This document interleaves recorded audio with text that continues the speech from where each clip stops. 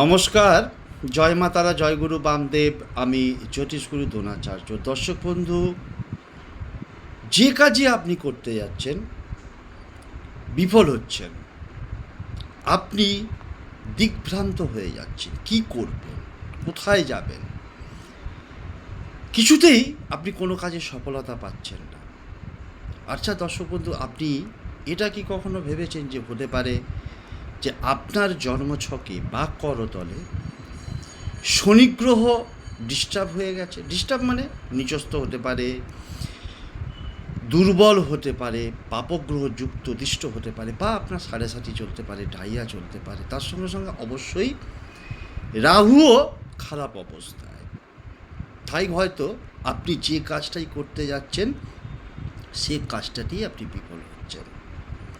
কিন্তু শাস্ত্র তার উপায় বলে দিয়েছে কী করতে হবে।